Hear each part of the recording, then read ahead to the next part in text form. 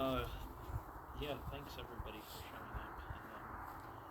It's I didn't didn't have time to prepare something. And preparing for what happened also was difficult, even though it was a long, slow process that Glenn went through.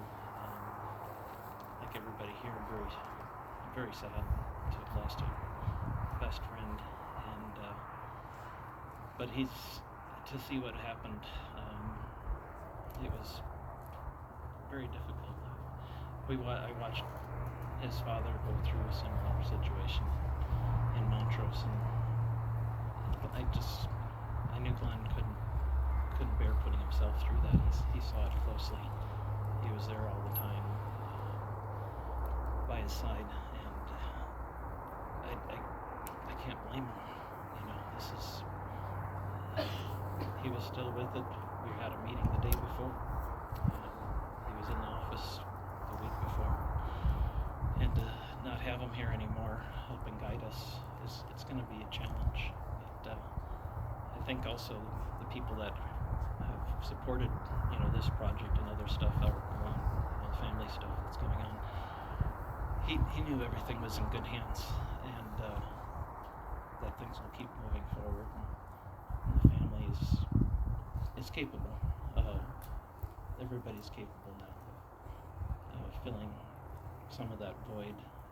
We'll always have a very hard time filling the wild and crazy and fun stuff that got me involved with Glenn a lot when we were kids. And I was quite a bit younger, about 5 years younger than him, so I didn't get involved in the young stuff. But once I graduated from high school and started working for the family and basically playing with Glenn all over the country, from Minnesota to Utah and all over Colorado, and then for him to come and ask me to come work for the family full-time. I was back in Minnesota working full-time back there.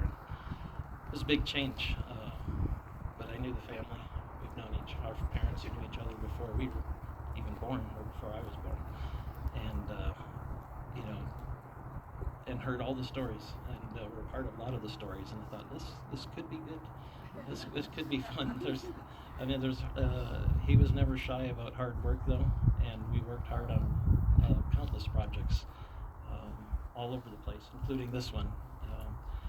I think Diane mentioned it, or Trevor mentioned it, that he would much rather be out on a machine than where he ended up in the office having to deal with paperwork.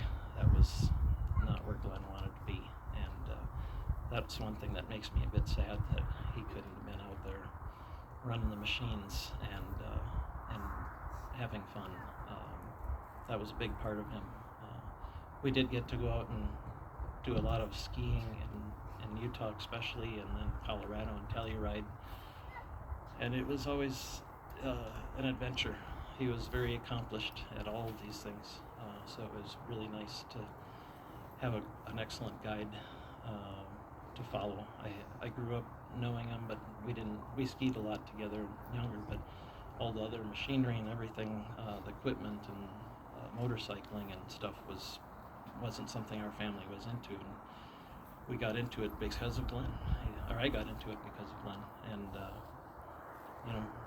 and followed Glenn up the trail, over the river, jump over the stream or river in many cases. It didn't bother him. He'd find a way. So, and he'd be really, really happy to see all the people here. So many people here touched Glenn's life, and he's touched you guys in so many ways, here in Telluride and up in Utah and all over the place. And he definitely leaves a strong legacy.